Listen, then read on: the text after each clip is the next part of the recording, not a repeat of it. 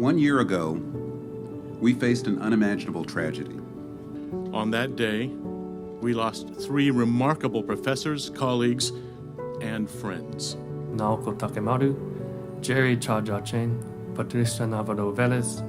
We gather to honor their legacy, to recognize the light they brought into our lives, and to remind each other of the resilience, compassion, and unity that binds us together as a community.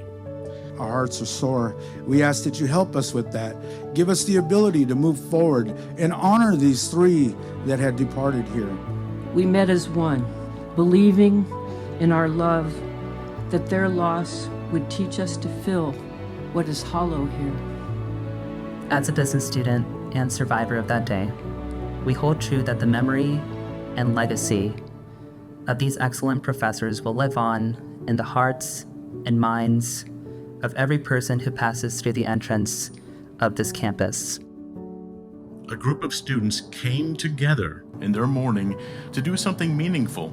They found strength in an ancient symbol of hope and healing, the Senbatsuru, or 1,000 cranes.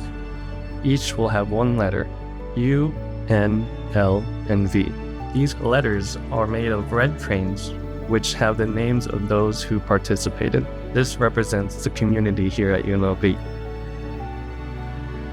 As we honor our beloved professors today, let us reaffirm our commitment to fostering an environment that champions mental health, inclusivity, and compassion for one another. By creating an environment such as this, we can ensure that their spirit lives on through our dedication to providing a safe and nurturing space for everyone in our community. Together, we can rise again.